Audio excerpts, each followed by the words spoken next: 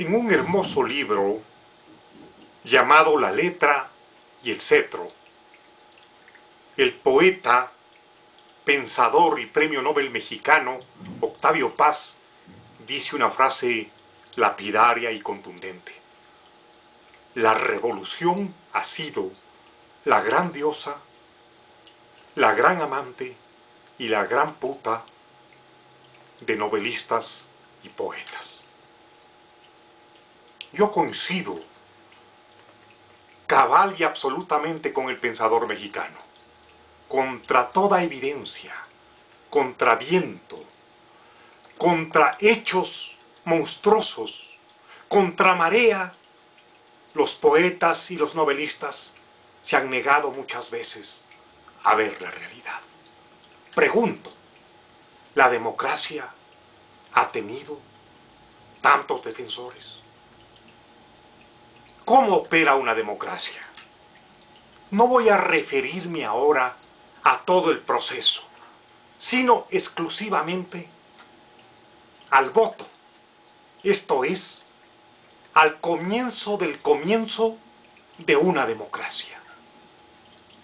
El voto es un elemento racional en el proceso democrático, o es el votante un ser irracional, emotivo, sin reflexión.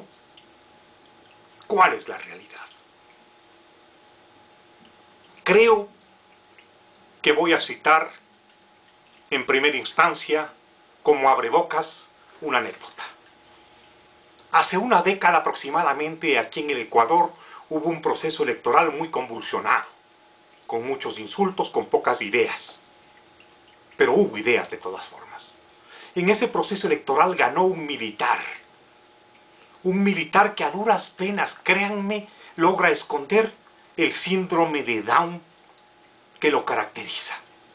Ganó el militar. Fue derrotado porque ocupó el penúltimo lugar con una pobrísima votación un expresidente de la República. Un expresidente caracterizado por ser erudito, pensador y cientista social. Luego de esas elecciones, al día siguiente de las elecciones, a mí me invitaron a un canal de televisión y me preguntaron qué sucedió, por qué se dieron de esa forma los hechos. Yo, un poco en serio, un poco en broma, me limité a decir en ese canal, en esa entrevista: creo que ayer se violó la ley seca. Creo que ayer la gente bebió licor. Creo que fue a votar en estado de ebriedad.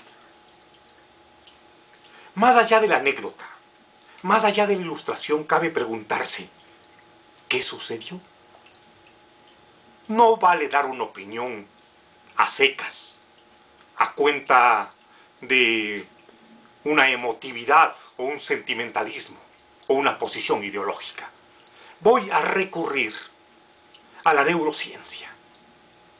La neurociencia explica cómo funciona el cerebro humano.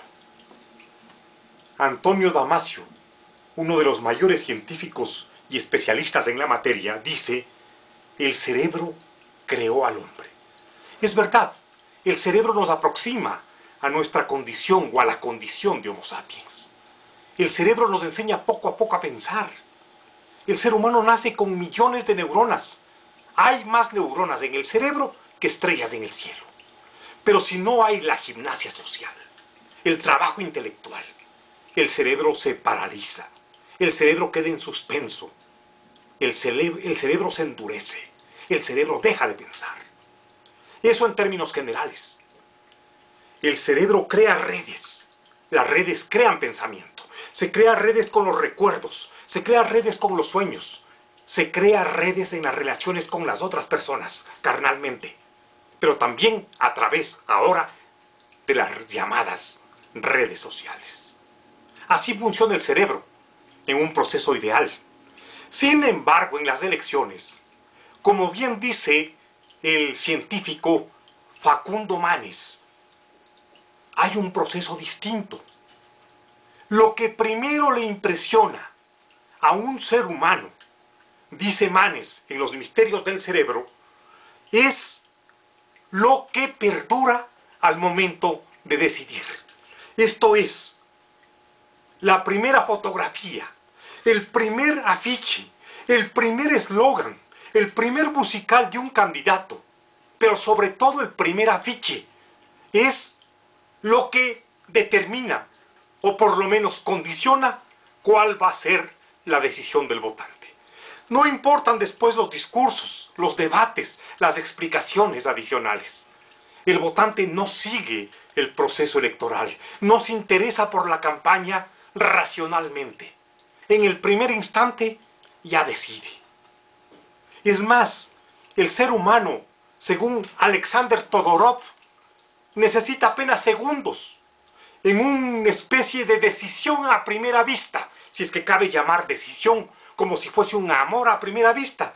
Ya capta de una cara qué va a decidir.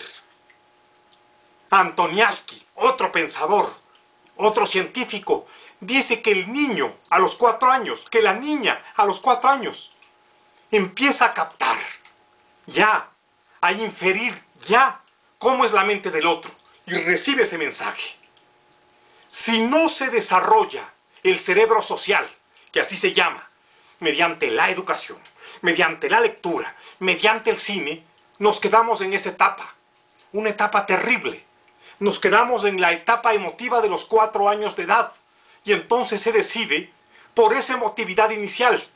Y los publicistas y los expertos saben que, dirigiéndose a ese niño con la fotografía, con la imagen, logran posiblemente captar el voto. No se apela a las ideas, ni siquiera a las ideologías. Se apela a esa emotividad. Las ideas, las otras, se las capta un poco subconscientemente, inconscientemente. Así es como opera. De modo que el votante, cuando va al biombo, cuando va al cuarto oscuro, cuando va a votar, ya tiene decidido el voto por esa emotividad. Es así como operan, lamentablemente, los procesos electorales. En todos nosotros hay un niño, en ese cerebro emotivo, en ese sistema límbico que aparece de pronto para decidir. De allí que después solo se aumenten factores como matices. Pongo un ejemplo. Cuando el candidato ecuatoriano militar que ganó las elecciones fue denunciado por haber golpeado salvajemente a su mujer, los adherentes al mismo no renunciaron al voto, sino que establecieron similitudes. Ah, es macho como yo. O incluso, como han advertido muchos expertos en el tema, la ignorancia a veces ayuda. Cuando, por ejemplo, Carlos Menem en Argentina manifestó que había acabado de leer todas las obras de Sócrates, que nunca escribió, los argentinos partidarios no se retractaron, se rieron, bromearon, le pasaron por alto, le perdonaron, porque decían, es como yo.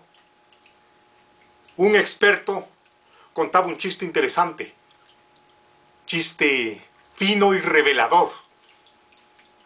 Un asesor visita al presidente y le dice, presidente, presidente, usted es un auténtico líder, cuenta con el apoyo de toda la gente que piensa. El presidente, experto en estas jornadas, le dice, no seas pendejo, no necesitamos a esa gente, necesitamos a la mayoría. Un graffiti, que no es sino una paráfrasis de un mensaje de Shakespeare, dice, a los niños, cuentos y cucos, a los adultos, elecciones y promesas. Esto hay que pensar. Si usted le ve, por si acaso, a mi comadre, doña Dulcinea del Toboso, no deje de saludarla en mi nombre y, si puede, además, enamórela.